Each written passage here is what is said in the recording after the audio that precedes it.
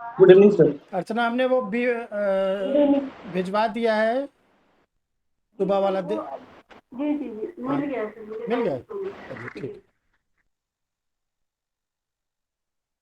चलिए भाई, सब लोग को हैप्पी गुड इवनिंग।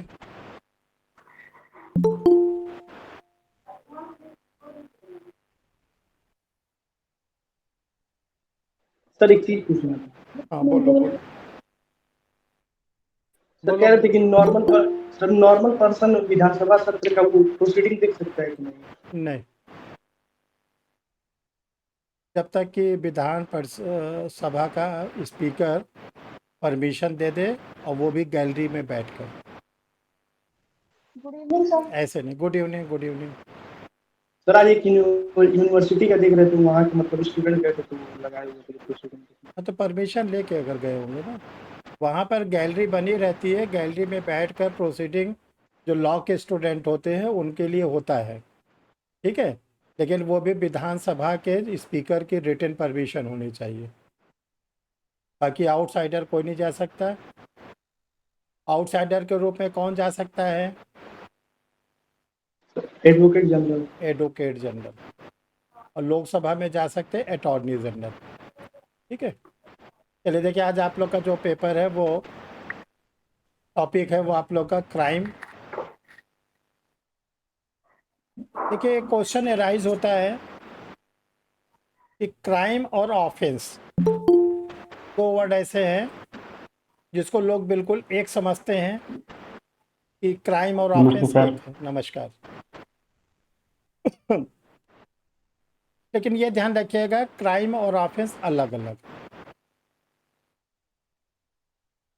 कभी भी एक शब्द मत समझिएगा। देखिए, जो क्राइम होता है वो हर समय कांस्टेंट होता है, और ऑफेंस जो होता है वेरिएबल होता है। जैसे अगर मान लीजिए कोई घटना घटी, अगर कोई घटना घटी, अर्चना म्यूट कर लीजिए मोबाइल को। अगर कोई घटना घटी तो जितने भी इवेंट्स उस घटना में हुए, सब एक एक एक एक करके ऑफेंस बनेगा। और उसकी जो एफआईआर होगी वो क्राइम नंबर 1 होगा। जैसे मान लीजिए एक्स नामक व्यक्ति ने वाई के घर के भीतर चोरी करने के लिए घुसा, और चोरी करते समय वो पकड़ गया। तो अपने को छुड़ाने के लिए उसने एक्स अपने को छुड़ाने के लिए वाई को तेज धारदार हथियार से मारता है, और जो वाई है वो घायल हो जाता है। तब यहाँ बताइए कौन कौन से क्राइम हुए और कौन कौन से ऑफेंस हुए।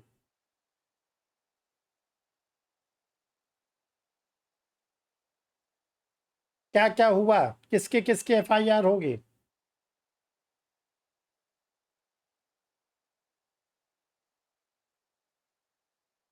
बताइए, आंसर दीजिए आप लोग। सर एक तो चोरी करने गया, पहला ऑफेंस तो ये हो गया उसका।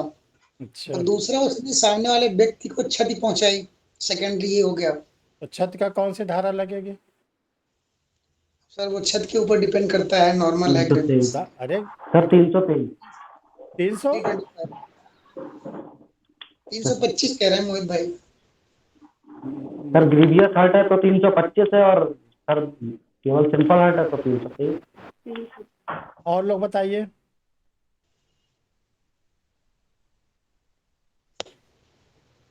देखो, जब थाने पर एफआईआर होगी तो जैसे मान लीजिए जिस पुलिस स्टेशन का मैटर है, वहाँ पर आपके एफआईआर के पहले जितनी और एफआईआर हो चुकी है, सपोज करिए जिस पुलिस स्टेशन में आप एफआईआर दर्ज कराने जाते हैं वहाँ पर पहले से 550 एफआईआर हो गई है, तो आपका नंबर होगा 551/2022, 551/2002। ये क्या है? ये सर क्राइम नंबर है। Crime number. सबसे पहले ध्यान समझो। अब आया ऑफेंस। ऑफेंस जो उसने किया, पहला ऑफेंस किया उसने थेफ्ट, चोरी, और दूसरा ऑफेंस उसने किया कि धारदार हथियार से घायल किया। तो जब किसी को धारदार हथियार से घायल किया जाता है तो कौन सा ऑफेंस होता है? सर 326। 326, 25 नहीं 26। सर हमने क्वेश्चन सुना नहीं था पहले। चलो अब सुन लिए। तो अब ये ध्यान रखना, दो ऑफेंस हुआ। एक ऑफेंस हुआ चोरी और एक ऑफेंस हुआ धारदार हथियार से चोट कारित कर। तो ऑफेंस हुए दो, क्राइम हुआ एक। तो क्राइम हर समय एक ही होता है, स्थिर होता है, और जो ऑफेंस होता है वो बदलता रहता है, बदलता रहता है। मान लीजिए धारदार हथियार से एक्स घायल करने के बाद सड़क पर जेड नामक व्यक्ति जा रहा है, उसकी स्कूटी छीनता है, स्कूटी छीन के भाग जाता है।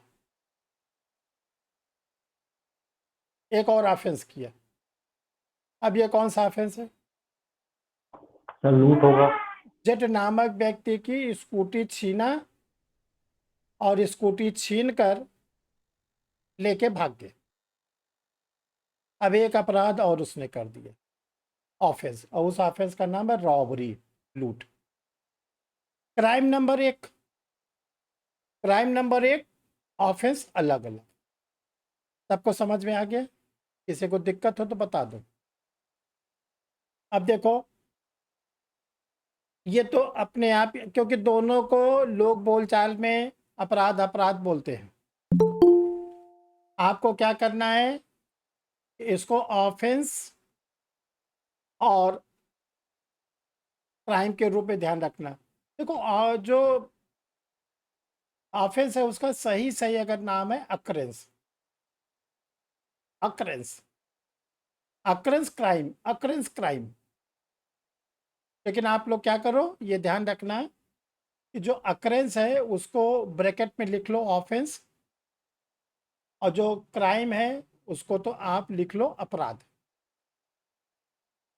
अब देखिए, जो ये क्राइम होता है इसकी मीनिंग तो आपने समझ गए। अब हमको समझना है इसकी परिभाषा, डेफिनेशंस। क्राइम की अगर हमसे कहा जाए डिफाइन करिए क्राइम क्या होता है, इसको देखो हम बहुत ही इजी एक डेफिनेशन आप लोग को बता रहे हैं, पुराने लोग को हमने बताया भी है। जो क्राइम होता है वो किसी कॉम्पिटेंट पर्सन के द्वारा मैलाफाइड इंटेंशन से ऐसा कोई एक्ट किया जाए जो स्टेट के अगेंस्ट है। कॉम्पिटेंट पर्सन के द्वारा मैलाफाइड इंटेंशन से कोई ऐसा एक्ट करना जो स्टेट के अगेंस्ट है। इसको हिंदी में कैसे हम ठीक से बोलेंगे, किसी सक्षम व्यक्ति के द्वारा, किसी सक्षम व्यक्ति के द्वारा शासन पूर्वक रीति से राज नियम के विरुद्ध किया गया कार्य अपराध। अब देखो, तीन शब्द की मीनिंग जानो। सबसे पहले कॉम्पिटेंट पर्सन, दूसरा मैलाफाइड इंटेंशन, और तीसरा एक्ट अगेंस्ट स्टेट। पहला है सक्षम व्यक्ति, दूसरा है मैलाफाइड जिसको हम लोग कहते हैं शासनपूर्वक, और तीसरा राज नियम के विरुद्ध। अगर ये तीन मीनिंग आप समझ गए तो फिर आपको कोई दिक्कत नहीं होगी अपराध की परिभाषा जानने में। क्वेश्चन ये होता है कि ऑफेंस करने के लिए जो व्यक्ति है उसकी क्या उम्र होनी चाहिए, क्या उसकी स्थिति होनी चाहिए, कौन व्यक्ति अपराध करने के लिए लायबिल है। तो जैसे नॉर्मल कोर्स में हम लोग ये जानते हैं 18 वर्ष के नीचे के लोग को माइनर कहा जाता है, अवयस्क। लेकिन ये नियम आईपीसी में लागू नहीं होता। आईपीसी में दो चीज़ होनी चाहिए, एक तो एज और दूसरा फिजिकल स्टेटस। एज के लिए कहा गया है कि एबव 7 ईयर, 7 साल के ऊपर का व्यक्ति अपराध करने में सक्षम। 8 का है, 9 का है, 10 का है, 12 का है, 18 का है। दूसरा, जो फिजिकल और मेंटल स्टेटस, इसके लिए वर्ड यूज किया गया है कि वो साउंड माइंड पर्सन, स्वस्थ चित्त व्यक्ति। तो पहली चीज तो ये ध्यान रखना है, 7 साल के ऊपर का कोई भी व्यक्ति अपराध करने में सक्षम। दूसरा, जो साउंड माइंड पर्सन किसको कहते हैं? स्वस्थ चित्त व्यक्ति। 4 लोगों को आप हटा दीजिए इस भारत में, 4 को केवल हटा दीजिए, बाकी सब अपराध करने में सक्षम। अब वो 4 कौन है? नंबर 1, इडियट पर्सन, जड़ मूर्ख। दूसरा है लूनेटिक पर्सन, पागल। तीसरा, ड्रंकनेस पर्सन, नशे वाला व्यक्ति। चौथा, इलनेस पर्सन, बीमार व्यक्ति, लंबी बीमारी से ग्रस्त व्यक्ति। देखो ये 4 जो हमने बोला, इडियट, लूनेटिक, ड्रंकनेस, इलनेस, इन चारों का ज्वाइंट नाम है, इकट्ठा नाम है अनसाउंड माइंड पर्सन। इन चारों का नाम है इकट्ठा, और उसको हम लोग कहते हैं विकृत प्रकृति वाले व्यक्ति। बाकी इन चारों को हटा दीजिए, सब के सब अपराध करने में सक्षम। ठीक है। अब जैसे एक क्वेश्चन आता है, जड़ मूर्ख कौन होता है? Idiot person. खूब हम लोग बोलते हैं तुम इडियट हो। अनुज खंडिया, इडियट पर्सन कौन होता है? जड़ मूर्ख। मालूम है कुछ? जल्दी यस नो बोलो। विजय तिवारी। सर, जो व्यक्ति किसी कार्य को पूर्ण करने में अपनी बुद्धि या चित्त का प्रयोग ना कर सके वो जड़ मूर्ख होता है। ये तो हम समझते हैं आधे से ज्यादा भारत में लोग हैं, सर, तो क्या उनको जड़ मूर्ख कहेंगे? राजीव रंजन, व्हाट डू नहीं यू? सर, नहीं मालूम। नहीं मालूम। अर्चना, कैमरा क्यों बंद है? अर्चना आपका कैमरा ऑन करिए, बताइए। जड़ मूर्ख व्यक्ति उसको कहते हैं कि जो बिल्कुल असक्षम हो किसी भी चीज को समझने में, करने में, मेंटली और फिजिकली। मेंटली वो बिल्कुल अनेबल हो किसी चीज को समझने और करने में। अच्छा, पागल, लूनेटिक। पागल पागल तो मतलब कुछ समय तक वो सही भी हो भी सकता है ड्यूरिंग ट्रीटमेंट, तो कभी सही भी हो सकता है, ठीक भी हो सकता है, और कभी पागल भी हो सकता है। ये मतलब कंटिन्यूटी इसकी नहीं रहती है। अच्छा, पूजा प्रजापति, गरिमा फोन ऑन करिए, गरिमा मिश्रा जी। प्रशांत, इडियट किसको कहते हैं? सर जो अच्छे और बुरे में फर्क ना जान सके, मतलब लीगली में अच्छा, पागल। कितने एलएलबी वाले अच्छे बुरे में फर्क नहीं समझ पा रहे हैं, घूम रहे हैं, तो क्या सब वो इडियट है? चलो देखो, पुराने सबको मालूम है, एक बार हम फिर से सब लोग को एक साथ बताते हैं, ध्यान से सुनो। अब आज के बाद इसी को याद रखना। इडियट वह व्यक्ति होता है जिसके अंदर 4 में से कोई ऐसी योग्यता हो। पहला, 4 में से कोई एक बात उसके अंदर आनी चाहिए। पहला, 1 से 20 तक की गिनती न जानता हो। नंबर 2, सप्ताह के दिनों को न जानता हो। तीसरा, वर्ष के माह को न जानता हो। फोर्थ, अपने माता पिता के बारे में कुछ न जानता हो। अगर ये 4 योग्यताएं हैं तो उसको हम लोग कहते हैं, 4 बातें हैं तो वो कहते हैं इडियट। क्या कोई अशिक्षित व्यक्ति इडियट है? कोई अशिक्षित व्यक्ति, कम पढ़ा लिखा व्यक्ति इडियट है? नहीं सर। नहीं। नहीं। बहुत से लोग ऐसे हैं, जैसे आप लोग पढ़े लिखे, आप लोग 1 2 3 4 बोलते हो, 1 2 3 4 बोलते हो, या आप लोग मंडे ट्यूसडे बोलते हो, सोमवार रविवार बोलते हो। बहुत से लोग क्या करते हैं कि वो अपनी रीजनल भाषा में बोलते हैं। जैसे आप लोग कहते हो सैटरडे, शनिवार, तो बहुत से लोग कहते हैं शनिचर। तो जो शनिचर बोल रहा है वो इडियट है? नहीं। इडियट वो है, जैसे आपने किसी से पूछा कि ये बताओ हफ्ते में कौन कौन से दिन होते हैं, तो उसने कहा देखो राजू श्रीवास्तव मर गए, नंबर 1। नंबर 2, अभी नरेंद्र मोदी गए थे विदेश यात्रा पर। अब आपको लगा हम पूछ रहे हैं सप्ताह का दिन, ये बता रहे हैं राजू श्रीवास्तव मर गए और नरेंद्र मोदी विदेश यात्रा पे गए थे। फिर आपने कहा अच्छा चलो जरा 1 2 3 4 सुनाओ। देखो अभी राहुल गांधी दक्षिण भारत पर गए हैं और कांग्रेस का अध्यक्ष का चुनाव होने वाला है, 2 महीना हो गया। अब बताओ, अब आपको लगे कि इससे बात करना ठीक है? तो इसको कहा गया जड़ मूर्ख, पैदाइशी बेवकूफ। इसका ना कोई इलाज होता है, ना कोई डॉक्टर होता है, ना कोई दवा होती है, और ये पूरे जीवन जब तक जिंदा रहेगा तब तक गार्जियनशिप में रहेगा। कभी भी ये सक्षम नहीं होगा, ना वयस्क होगा। आज के बाद केवल यही बताना। अनुज समझ में आया?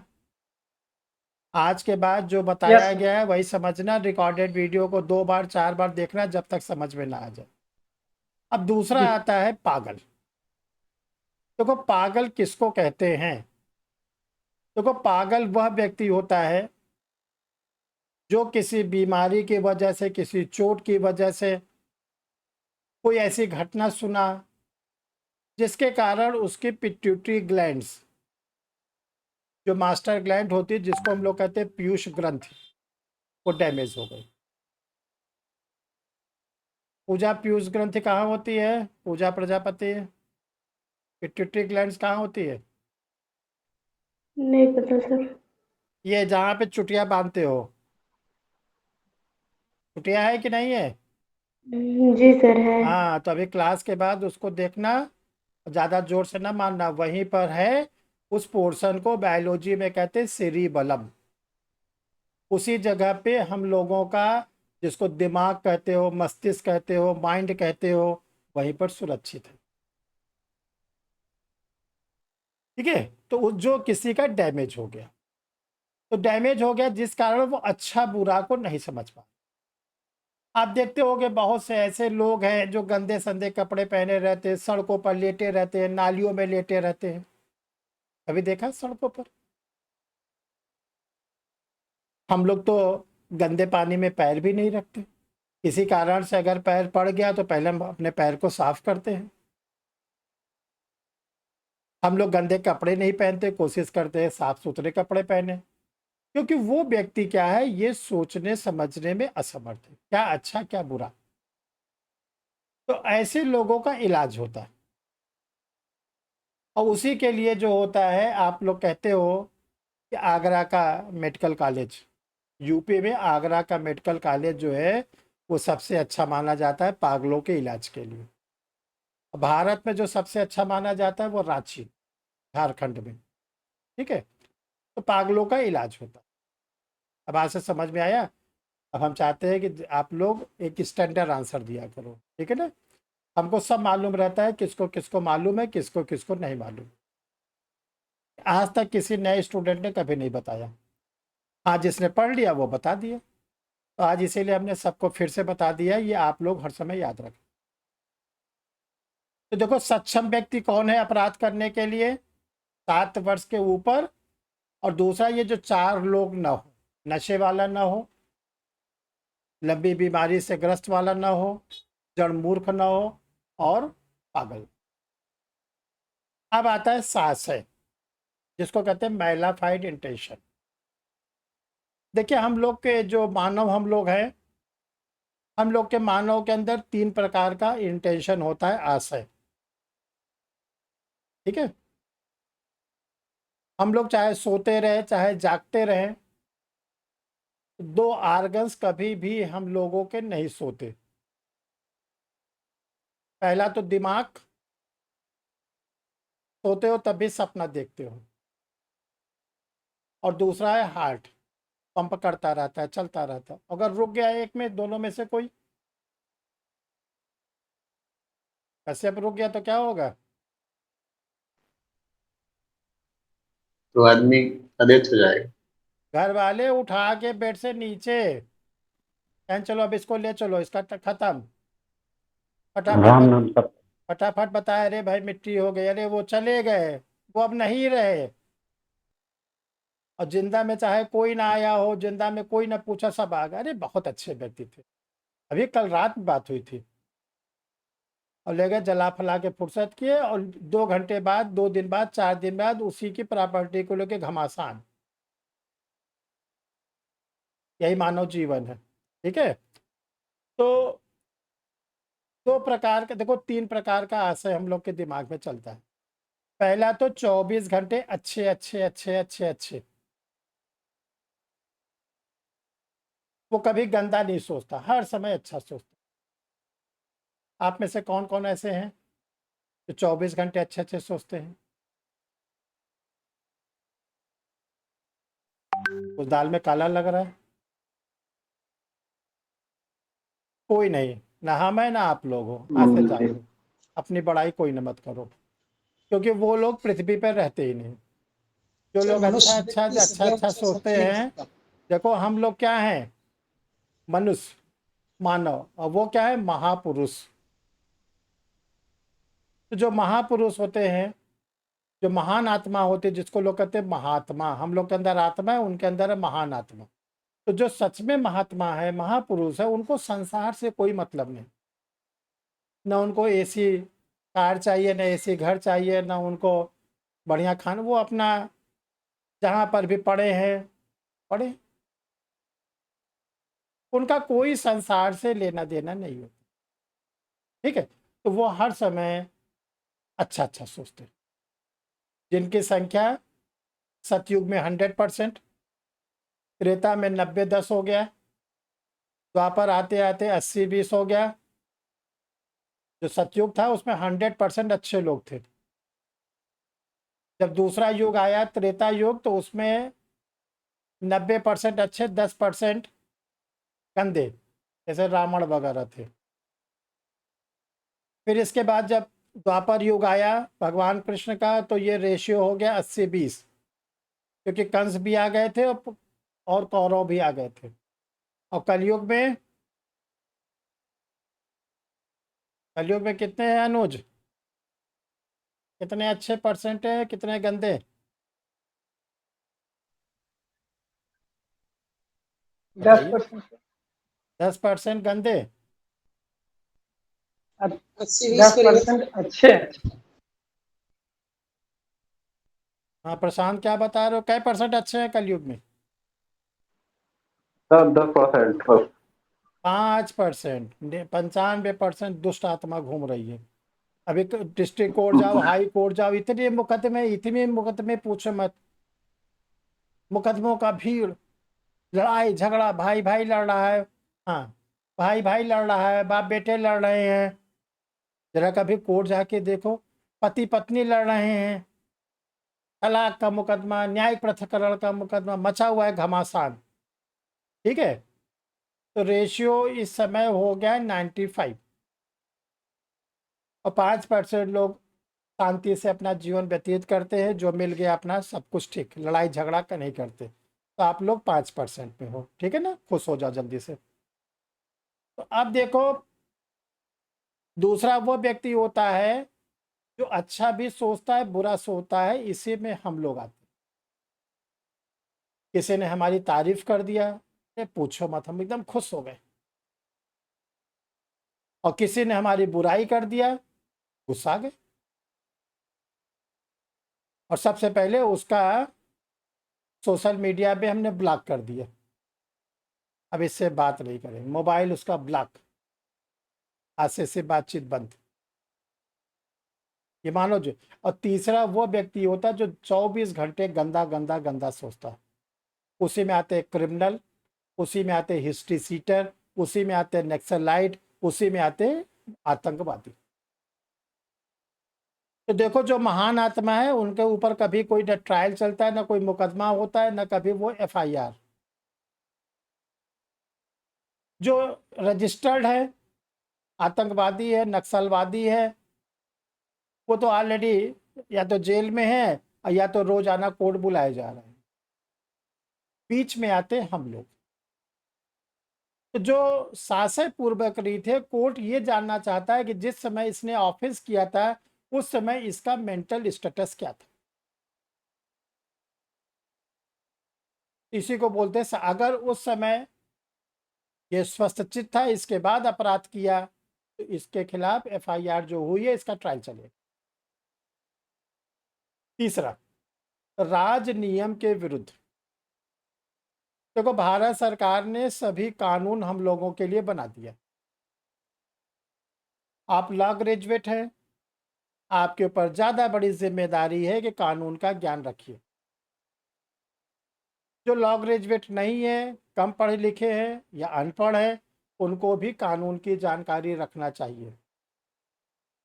क्योंकि आपके लिए बोला गया है, पढ़ाया जाता है आप लोग को, मिस्टेक ऑफ लॉ। जो विधि की भूल होती है वो छूट नहीं है। आपको छूट है, न किसी न्यायाधीश को छूट है, न किसी अधिवक्ता को छूट है, न धार्मिक गुरु को छूट है, न अनपढ़ को छूट है। तिहाड़ जेल जाइए, वहां पे ढेर सारे आपको ब्यूरोक्रेट्स मिलते हैं अच्छे अच्छे। इलाहाबाद सेंट्रल जेल आइए, देखिए यहाँ पर मिल जाएंगे आपको। तो ये ध्यान रखिएगा, विधि की भूल क्षम्य नहीं होती। तो अगर आपने कोई ऐसा काम किया है जो सरकार ने आपको निषिद्ध किया था, और सरकार ने आपको कौन कौन काम निषिद्ध किया था, ये जानना आपकी जिम्मेदारी है। अगर मान लीजिए विजय तिवारी, आप पब्लिक रोड पर सिगरेट पी रहे हैं, अब आपको पुलिस ने कस्टडी में ले लिया, ये कोई ऑफेंस है? सर, पब्लिक प्लेस पे धूम्रपान करना अपराध। अच्छा, 20 साल पहले मान लीजिए आपके ग्रैंडफादर पी रहे थे, तब बीड़ी सिगरेट? सर, जब से IPC प्रभुत्व में आई है नहीं उसके बाद नहीं, धूमपान अभी बाद में आया, IPC में नहीं था। सार्वजनिक स्थानों पर धूम्रपान करना, स्मोकिंग करना कब से ऑफेंस हुआ?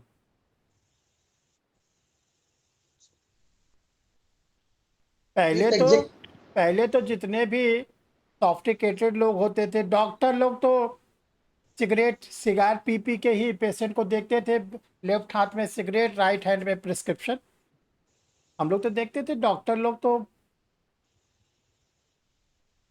पता चला कि पहले किसी आप SDM ADM के पास गए तो उसने एक सिगरेट जला लिया, आपसे बात भी कर रहा है, सिगरेट पी भी रहा है। तो पहले सिगरेट पीना, बीड़ी पीना, ये सब अपराध नहीं था। लेकिन जब से 2007 से ये बन गया कि आप पब्लिक प्लेस पर नहीं करोगे, तो आपकी जिम्मेदारी है कि अगर आप किए, और कहीं आपने ये कहा कि हम पापा के साथ तो पहले जाते थे, पापा तो पीते थे, तो आपने तो कभी नहीं पकड़ा। तो जब पापा आपके पीते थे उस समय ये अपराध नहीं था, अब अपराध है। तो ये ध्यान रखिएगा कि जितने भी लॉ में अमेंडमेंट होते हैं सब आपको पढ़ना, और जितना आप लोग पढ़ते हो एक दिन में, मान लीजिए आप एक दिन में 5 घंटे पढ़ते हो, यही तो पढ़ते होगे ना? काजल क्या घंटा पढ़ते हो? मोहित, कितने घंटे पढ़ाई होती है? सर इस समय 2 से 3 घंटे ही हो पाती है सर। अच्छा, और अगर आपको बताएं कि हम कम से कम 6 से 7 घंटा पर डे पढ़ते आज की डेट में भी, तो आप लोग को ताज्जुब होगा। संडे मंडे, संडे को मान लो थोड़ा सा कम हो जाता है। आज की डेट में भी जैसे आप लोग के लिए लिमिटेशन एक्ट इस समय रिवाइज कर रहे हैं, जितने अमेंडमेंट हुए स्पेसिफिक रिलीफ एक्ट रिवाइज हो रहा है। क्यों? हिस्ट्री का टीचर 1 घंटे भी नहीं पढ़ता, उसमें कोई चेंजेस होते हैं? No sir. अरे जो बाबर का बेटा है वही तो रहेगा, कोई अगला बेटा थोड़ी नहीं नया बन जाएगा। जो अकबर की जितनी पत्नियां थी उतनी रहेंगी, ऐसा थोड़ी नहीं पता चला अभी अकबर ने पिछले साल एक और शादी कर ली। और लॉ में तो पर डे चेंज होता है, पर डे चेंज होता है। कहीं हाई कोर्ट उठा के बदल दिया डिसीजन, कोई सुप्रीम कोर्ट बदल दिया, नहीं तो संसद ने नया कानून बना दिया। तो लॉ के टीचर को, लॉ के स्टूडेंट को तो इतनी मेहनत करनी पड़ती जिसकी कोई बात नहीं। और ज़्यादा नहीं, हम भी पढ़ना बंद कर दे, 1 साल के बाद हमारी स्थिति इतनी खराब हो जाएगी पूछो मत। अपडेट नहीं रहेंगे, जब अपडेट नहीं रहेंगे तो आपको हम बताएंगे क्या। अब इस पे आप लोग को एक तो जरा बताते हैं, बहुत अच्छी सी बात, आप लोग को हंसी आएगी। अभी जो एडीजे का रिजल्ट पिछला वाला आया था, ये वाला नहीं, यूपी का, इसके पहले आया था 2021 में, और इसके बाद जो रिजल्ट एडीजे का आया था 2019 में। तो 19 वाले में 2 स्टूडेंट हमारे सेलेक्ट हुए। अब देखिए ध्यान से, तो लखनऊ में इसकी ट्रेनिंग होती है। तो जो ट्रेनिंग कॉलेज के प्रिंसिपल साहब हैं उस समय थे, अब पता नहीं है कि नहीं है, वो क्लास लेने आए। तो चूंकि वो जुडिशियल ट्रेनिंग इंस्टीट्यूट के प्रिंसिपल, अच्छी खासी सैलरी है, बड़ा सा कैंपस में बंगला, ढेर सारे उनको सब फॉलोअर्स, तो वो अपने समय की सब बातें पढ़ाने लगे। जब वो एडीजे के रूप में कोर्ट में बैठ के काम करते थे, और जब से आ गए प्रशासन में, ट्रेनिंग इंस्टीट्यूट के प्रिंसिपल के रूप में, पठन पाठन हो गया बंद। एक दिन तो स्टूडेंटों ने सुन लिया, दूसरे दिन स्टूडेंटों ने कहा सर इसमें ये बदल चुका है। नहीं भाई, अरे सर बदल गया। अच्छा, एडीजे के स्टूडेंट सब अपडेट होके गए थे, उनको तो एक एक दिन की सब अपडेट था लॉ की नॉलेज। तो जो 2-3 स्टूडेंट ने प्रोटेस्ट किया उनको चैम्बर में बुलाए, बोले भाई आप लोग क्या बता रहे हो कि ये बदल गया वो बदल गया, ऐसा कब हुआ? तो उन्होंने बोला कि सर आपसे एक रिक्वेस्ट है, हम लोग को सब आता है, हम लोग खूब पढ़ के ठोक के बजा के तब आए हैं, प्री निकाले हैं, मेंस निकाले, इंटरव्यू सब अपडेट आता है, तो सर रहने दीजिए, हम लोग को 30 दिन की बात है, 30 दिन हम लोग भी। तो बोले अच्छा देखो भाई, ये बात हमारे और तुम्हारे बीच में रहे, ये ट्रेनिंग इंस्टीट्यूट के बाहर ना जाए। तो बोले अरे सर कुछ नहीं। तो बोले सर कल से हम लोग ज़रा लखनऊ घूमा। बोले हाँ हाँ। तो कोई गया भूल भुलैया घूमा, कोई कुछ घूमा, उसमें तो लूलू माल वगैरह था नहीं। 30 दिन का कोटा पूरा हुआ, प्रिंसिपल साहब ने सबको पास किया, सबको सर्टिफिकेट दिया, और सब एडीजे बन गए।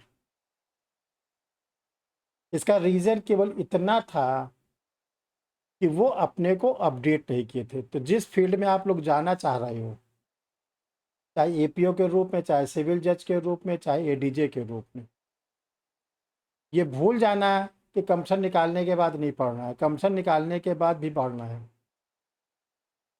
तभी आप सफल एडीजे, सफल सिविल जज या सफल एपीओ बन पाओगे। ध्यान रखिएगा, लॉ के टीचर को बहुत पढ़ना पड़ता है। जान लीजिए, जो कंपटीशन है, जो कंपटीशन की पढ़ाई करवाते हैं, जुडिशरी की तैयारी कराते हैं, उनको बहुत पढ़ना पड़ता है। इसीलिए कभी कभी आप लोग फ़ोन करते हैं तो नहीं उठा पाते, खासकर सिद्धार्थ शामली है कि नहीं क्लास में, वो हर 10 मिनट पे सर आपसे बात करनी है। अरे क्या बात करोगे, कहते मैसेज डाल दो हम आंसर बता देंगे। इसलिए ध्यान रखिएगा कि कोई भी आप लोग को दिक्कत हो मैसेज डाल दिया करो, हम सबका मैसेज देखते हो, जरूरत होगी अब लिख देंगे, कॉल कर लो। तो आप लोग को हर समय अपडेट रहना है, इसलिए इतनी बातें हमने बताया है। आज अगर आपको आईपीसी पढ़ाई जा रही है तो जितनी बातें आज 22 सितंबर तक है वो है। हो सकता है 2 महीने बाद आईपीसी में कोई चेंजेस आ जाए, तो आपकी ड्यूटी है कि इमिडिएटली अपने नोट्स को चेक करिए, बदलिए, अदरवाइज आपका आंसर गलत हो जाएगा। ठीक है, तो देखो अपराध के लिए 3 बातें होनी चाहिए। पहला तो हमने बताया कि कॉम्पिटेंट पर्सन हो, दूसरा हमने बताया कि मैलाफाइड इंटेंशन हो, और तीसरा बताया एक्ट अगेंस्ट स्टेट। ठीक है, अब देखिए जो अपराध है इसके 4 इंग्रेडिएंट्स है, आवश्यक तत्व। पहला है ह्यूमन बीइंग, एक मानव हो, एक मानव। दूसरा है मेंसिरिया, ऐसे मानव के मन में दुराशय हो। तीसरा, ऐसे दुराशय को पूरा करने के लिए कोई कार्य किया जाए, ऐसे मेंसिरिया को पूरा करने के लिए कोई काम किया जाए। और 4th नंबर पर है ऐसे काम द्वारा, ऐसे कार्य द्वारा किसी दूसरे मानव को या संपूर्ण समाज को क्षति पहुंचे। 4 इसके आवश्यक तत्व हैं। पहला एक मानव हो, एक ह्यूमन हो। दूसरा उसके मन में दुराशय हो, मेंसिरिया हो। तीसरा ऐसे दुराशय को पूरा करने के लिए कोई काम करे, ऐसे कार्य द्वारा किसी दूसरे मानव या संपूर्ण समाज को क्षति पहुंचे। देखिए जो आईपीसी है ये केवल और केवल मानव के लिए बनी है। और कैसा मानव? जीवित, लिविंग पर्सन। लिविंग पर्सन, जो व्यक्ति मर गया उस पर आईपीसी लागू नहीं होती। जितने भी जीव जंतु हैं, पशु पक्षी हैं, उन पर कोई आईपीसी लागू नहीं होती, क्योंकि आईपीसी का मूल उद्देश्य है कि अपराध करने वाले व्यक्ति को शरीर का दंड दिया जाए, जिसको हम लोग कारावास कहते हैं, संपत्ति का दंड दिया जाए, जिसको हम लोग जुर्माना कहते हैं, या जेल और जुर्माना दोनों दिया जाए। मान लीजिए एक कुत्ते को कहा जाता है 1 साल का कारावास और 5,000 रुपया जुर्माना, तो कुत्ता कहाँ से लाएगा 5,000 रुपये जुर्माना देने के लिए? और ज़्यादा मांगे तो इतनी जोर से भौंकेगा, काटेगा कि जज साहब भी भाग जाएंगे। तो आज से ध्यान रखना कि जो आईपीसी लागू होती है वो लिविंग पर्सन पर लागू होती है, जीवित व्यक्ति। दूसरा है, क्या मानव होना कोई अपराध है? हम सभी लोग तो मानव है, तो कोई अपराध है क्या इस पृथ्वी पर मानव के रूप में जन्म लिए? नो। अपराध तो तब स्टार्ट होता है जब उस मानव के मन में दुराशय आए, गंदा आशय, मेंसिरिया। और जो मेंसिरिया आता है, ऑन द बेसिस ऑफ मेंसिरिया, केवल दुराशय के आधार पर एक अपराध में दंड मिलता है, और वह क्रिमिनल कॉन्स्पिरेसी, आपराधिक षड्यंत्र, धारा 120A। वो केवल आशय के आधार पर दंड है, अभी आगे पढ़ोगे। तीसरा, एक मानव हो गया और दूसरा मानव के मन में क्या आ गया? दुराशय। अब आप ये बताओ कि किसी के मन में कौन सा आशय चल रहा है, कैसे पता चलेगा? मान लीजिए हम आपको आईपीसी पढ़ा रहे हैं, तो पूजा प्रजापति क्या सोच रहे हो?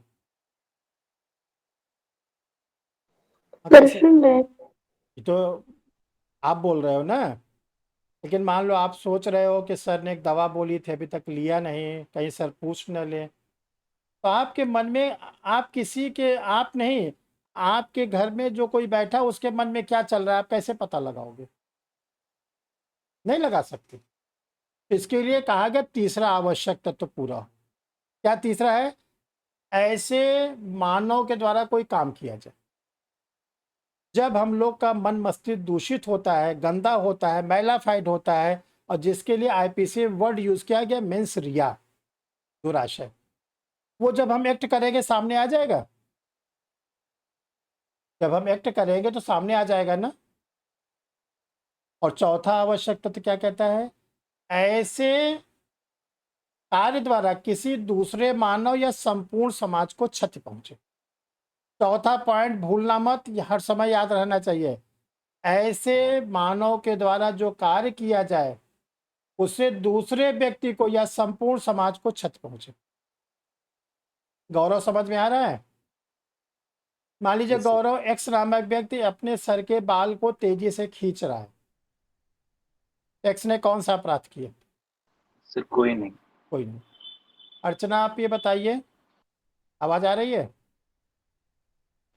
मान लीजिए आपके घर के सामने जो रहता है उसको देखने के बाद आप बड़ी नाराज हो जाती है, आपका खून खौलने लगता है, और कभी कभी लोग ये कहते हैं कि इसको देख के निकलते हैं तो मेरा दिन खराब हो जाता है।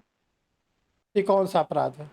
जो सामने वाले ने आपके घर के सामने उसने भी मकान लिए रखा है, कौन सा अपराध है ये?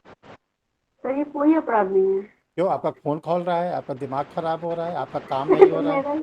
मेरे दिमाग खराब है, ये तो मेरा इंटेंशन है, उसने सामने वाले ने कोई क्राइम थोड़ी किया है। तो आईपीसी कहती है कि अपना खून और खौलाओ, समझे विजय?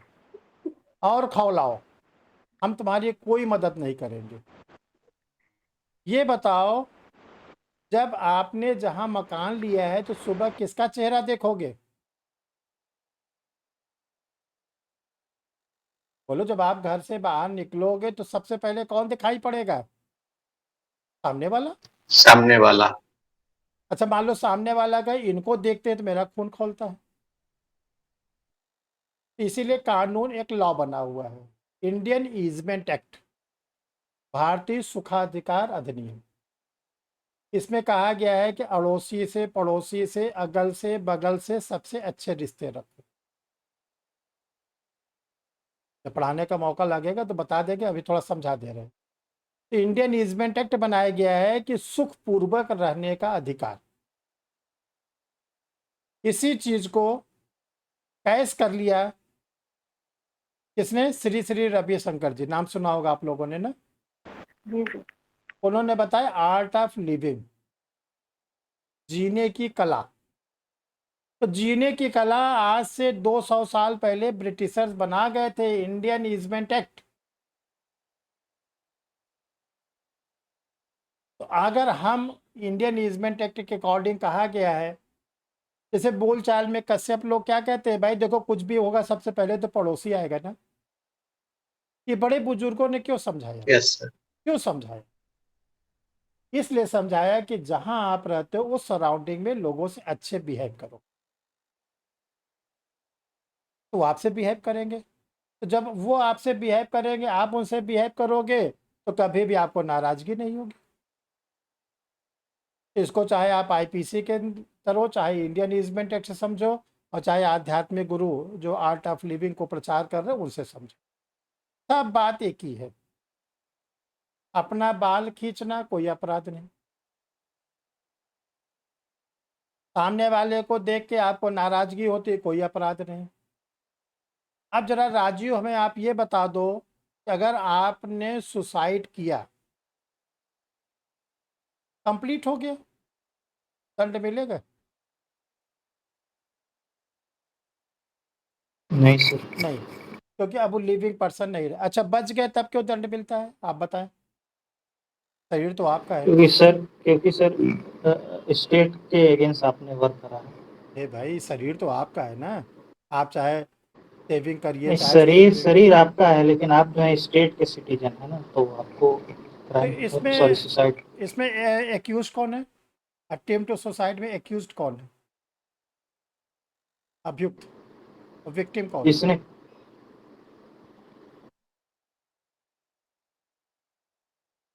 अर्चना, एक्यूज कौन है, विक्टिम कौन है? जिसने सुसाइड करने का अटेम्प्ट किया है वो एक्यूज होगा। और विक्टिम कौन है?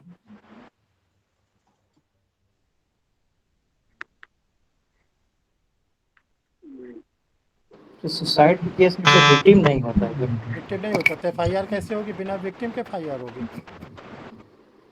सर विक्टिम स्टेट हो। सर स्टेट आज से जान लो, हम जानते हैं सब आप लोग को नहीं आता, ठीक है ना। एडमिशन पहले पूछेंगे सर ट्रायल मिलेगा, एक तो एक अक्षर आता नहीं लॉ के स्टूडेंटों को, और ऊपर ट्रायल मांगते हैं। अरे ट्रायल तो उसका लिया जाता है जो आप उससे ज़्यादा जानते हो या समझ सको, इसीलिए हम एक दिन का ट्रायल किसी स्टूडेंट को नहीं देते। हम कहते हैं तुम ट्रायल क्या लोगे, कौन सी पेपर का लोगे ट्रायल, बताओ, तो हम वही पेपर को शुरू करें ट्रायल में।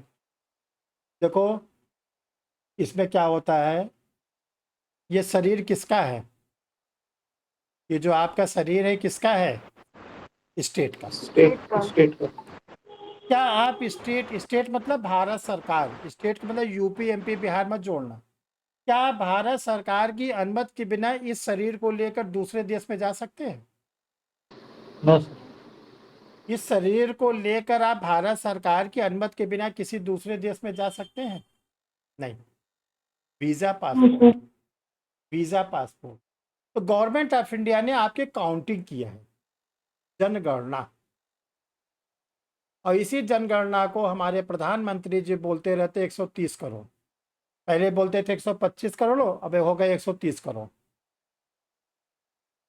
आपको संविधान में कहा गया आपको जीने का अधिकार है, राइट टू लिविंग, आपको मरने का अधिकार नहीं। आपको अपना शरीर खत्म करने का अधिकार नहीं है। हाँ, नेचुरल डेथ हो जाए, नेचुरल डेथ तो किसी भी व्यक्ति की हो सकती है, छोटे बच्चे की हो सकती है, वृद्ध की हो सकती है, जवान की हो सकती है। तो नेचुरल डेथ पे कभी कानून नहीं आता। कानून केवल दो मैटर में आता है, कैजुअल डेथ, मान लो रोड एक्सीडेंट हो गया, किसी को सांप काट लिया है, किसी ने जहर खा लिया, तब कानून आके खड़ा हो जाएगा, और या सुसाइड। तो देखो इस शरीर को हमें खत्म करने का अधिकार नहीं है, तो इसमें विक्टिम है स्टेट। एफआईआर होगी स्टेट वर्सेस एक्स, एक्स मतलब जिसने अपने शरीर को खत्म करने की कोशिश की। समझ में आई बात? तो अपराध के लिए क्या जरूरत, किसी दूसरे के प्रति या संपूर्ण समाज के प्रति होना चाहिए ना। इसका एक अपवाद है, जो चौथा हमने आवश्यक तत्व बताया कि किसी दूसरे मानव या संपूर्ण समाज को क्षति पहुंचे, इसका एक अपवाद है, आत्महत्या का प्रयास। आत्महत्या का प्रयास ये आपको नहीं करना है, ये अगेंस्ट कॉन्स्टिट्यूशन है। कॉन्स्टिट्यूशन के किस आर्टिकल का वायलेशन है? आर्टिकल 21, संविधान के अनुच्छेद 21 का उल्लंघन है। अनुच्छेद 21 में क्या कहा गया है? प्राण एवं दैहिक स्वतंत्रता, लाइफ एंड पर्सनल लिबर्टी, आपको हर हाल में जीना है, आपको ये शरीर खत्म नहीं करना है। ठीक है, तो देखो आज बहुत ही बेसिक चीज़ें हमने बताई है। नए स्टूडेंट बहुत मेहनत करो, देखो बता दे रहे हैं आप लोग को, अभी यात्रा बहुत लंबी है, सिलेक्शन बहुत दूर है। अभी सिलेक्शन ऐसा नहीं कि बस 1 महीने बाद मिल जाएगा। सर बहुत कड़वा सत्य बोल रहे हैं, और जो पुराने स्टूडेंट हैं जैसे पूजा है, सीतापुर, मोहित है, गौरव हैं, काजल है, आप लोग और ताकत दिखाओ। आप लोग को सर ने वहाँ तक पहुँचा दिया है कि बस आप 10 कदम 20 कदम और आगे बढ़ो तो आपकी मंजिल आपके करीब है। सबसे पुराने आज की जो क्लास में काजल है, हरिद्वार वाली, और मेहनती में पूजा है, सीतापुर बहुत मेहनत करती है, मोहित है, ठीक है, गौरव काफ़ी दिन से क्लास कर रहे हैं, कश्यप भी कर रहे हैं। तो जो लोग नए हो, जैसे पूजा प्रजापति नए हैं, राजीव रंजन नए हैं, विजय तिवारी नए हैं, अर्चना आप नई हैं, प्रशांत हैं, तो आप लोगों को, नए स्टूडेंटों को हम एडवाइस कर रहे हैं कि जितना अधिक से अधिक टाइम निकाल सको पढ़ाई के प्रति निकाल। 5 घंटे 6 घंटे, बस 5 घंटे 6 घंटे, ज़्यादा ये नहीं कि आप 17-18 घंटा पढ़ो। 17-18 घंटा पढ़ोगे तो आपका दिमाग काम करना बंद कर दे। आपको डेली कम से कम 5 घंटे पढ़िए और 5 घंटे self study. Self study self study का मतलब ये होता है कि जो आप मान लो 1-1.5 घंटे हमारे साथ इसमें पढ़ रहे हो, ये नहीं कि आप पढ़ नहीं रहे बल्कि आपको पढ़ाया जा रहा है। सेल्फ स्टडी ये होता है कि आप सर के लेक्चर को सुनो, प्रीवियस ईयर के क्वेश्चन निकालो, अनसॉल्व पेपर निकालो, भिड़ो उसके साथ, देखो कैसे होता। तो जब आप 5 से 6 घंटे पढ़ोगे, देखो फार्मूला लिख लो। एक फार्मूला है, हम अक्सर बताते हैं, आप लोग लिख लो। 6-7 स्टेप का फार्मूला है और ये फार्मूला है सिलेक्शन का फार्मूला। लिख लो सिलेक्शन का फार्मूला। और यही फार्मूला को अगर सिद्ध कर ले गए तो सिलेक्शन मिल जाएगा। नंबर 1, आपको टेक्स्ट बुक लेनी है। जैसे आईपीसी के टेक्स्ट बुक आपके पास होने चाहिए, वो भी नई। Number 2, bare act. और हिंदी वाले स्टूडेंट डिगलॉट फॉर्म में बेयर एक्ट लेंगे, हिंदी इंग्लिश दोनों में दिया रहता है। और टेक्स्ट बुक डिगलॉट में नहीं आती। ये नहीं कि 4 घंटा समय ख़राब कर रहे हो मार्केट में और दुकानदार की खोपड़ी चाट रहे हो कि हमें डिगलॉट में टेक्स्ट बुक दे दो। टेक्स्ट बुक केवल आती है बेयर एक्ट, सॉरी डिगलॉट में आता है बेयर एक्ट, टेक्स्ट बुक नहीं आती। तीसरे नंबर पर रेगुलर क्लास। 4th नंबर पर self study 5 to 6 hour each days.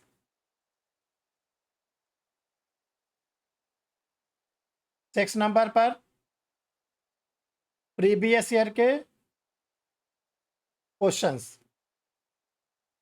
और प्रीवियस ईयर का क्वेश्चन का मतलब है कि जितने स्टेट के जुडिशरी का पेपर मिल सके, यूपी, एमपी, बिहार, उत्तराखंड, झारखंड, राजस्थान, दिल्ली, सब इकट्ठा करो।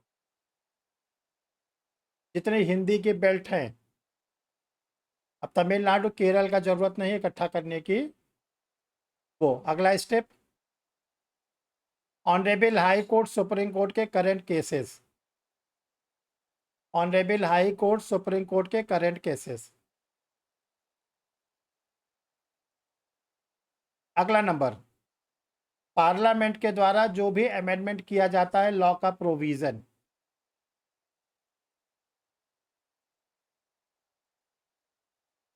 बस हमारे ख्याल 7 स्टेप होंगे। कितने स्टेप है पूजा, कितना स्टेप है? 8 है सर। 8 है, चलो 8 है। ये 8 7 स्टेप है। हाँ 7 सॉरी। भाई, 8 ही है सर। 5वां नंबर कौन सा होगा? 7 है सर, सॉरी। मेरे पास तो 7 है। बोलो कुछ। ये 7 है, सॉरी सर, 7 है। क्या खाया आज? सर आज खाया नहीं सर, फास्ट है आज। हाँ, आज कौन सा दिन है भाई? आज वीरवार है सर। बृहस्पति। आज का दिन क्या होता है? सर मम्मी ने बोला इसलिए रख लिया। शंकर, बृहस्पतिवार जी का होता है। शंकर जी का है। बृहस्पतिवार जी का। हाँ, तो किसका? शंकर जी का होता है, किसका होता है? विष्णु भगवान का। विष्णु भगवान। अभी सर पीला कपड़ा ही पहने हैं गौरव जी आज। पीला कपड़ा पे तो पकड़ ले मोहित जी। पीला कपड़ा है, व्रत है। अब देखो इसका रिजल्ट क्या निकला कि 7 और 8 में कंफ्यूजन है। सर जो मैं देखो चीज- जो भी 7 हो 8 हो, हम सी नहीं है, यही केवल सिलेक्शन दिलाएगा, इसके सिवा कुछ नहीं। कुछ भी इसके सिवा नहीं है, ध्यान रखिएगा। और ये हम अनअकैडमी के क्लास में तो रोज बताते हैं, आप लोग को भी बताए हैं। जो लोग नए हैं जान लो, इसके सिवा कोई भी और शॉर्टकट मेथड नहीं है। ना कोई गाइड, ना कोई लेक्चर, ना कोई नो, कुछ। यही आपको सिलेक्शन के अंत में ले जाएगा। और ज़्यादा नहीं, इसको 1-2 महीना अपनाओगे, देखो कितनी विल पावर आपकी स्ट्रांग हो जाएगी, ताकत मिलेगी। ठीक है, हाँ बोलो विजय, आप क्या बोल रहे हो आप? फिर सर मैं ये कह रहा था कि मैंने 17 में सारी बुकें ली थी, तो क्या उसको चेंज करना कंपलसरी है या उसी को 2017 क्या चल रहा है? 22 तब फिर 5 साल पुरानी हो गई। तो पहले तो आपकी आईपीसीए खराब हो गई, इसमें Joseph Shine versus Union of India का केस आ गया, एडल्ट्री खत्म हो गई है, नवतेज सिंह जौहर का केस आ गया है। तो 2 काम है, एक तो ये है कि हिम्मत बांध के अगर किताब को बदल दो, ओके और सर। दूसरा है कि नया बैरेक्ट ले लो और नया बैरेक्ट से अपनी किताब में जहाँ जहाँ अमेंडमेंट हो आप कर डालो। Right sir. 2 तरीका है। अभी आप तय कर लो कि हम क्या बेयर कर सकते हैं, पैसे क्या खर्च कर सकते हैं। Okay sir. एक तो ये है कि हटा ही दो और आप नया टेक्स्ट बुक ले लो, दूसरा ये है कि नया बैरेक्ट ले लो, लेकिन उसके साथ फिर मेहनत करनी पड़ेगी। हाँ वो तो है, बिना मेहनत के कुछ नहीं होता सर। नहीं नहीं, इस पॉइंट पे मेहनत करनी है कि बेयर रेट को देखकर जहाँ जहाँ अमेंडमेंट हो उसको आप कर डालो। Okay sir. और किसी कुछ पूछना है? कल देखो हम लोग जो इसका हाँ एक पार्ट बचा है, स्टेजेस ऑफ क्राइम, कल हम लोग पढ़ेंगे अपराध के चरण। अब आईपीसी में, सीआरपीसी में अपराध के 3 चरण हैं, आईपीसी में अपराध के 4 चरण। जब हम लोग प्रोसीजर लॉ पढ़ते हैं तो क्राइम के 3 स्टेजेस हैं, इन्वेस्टिगेशन, इंक्वायरी और ट्रायल।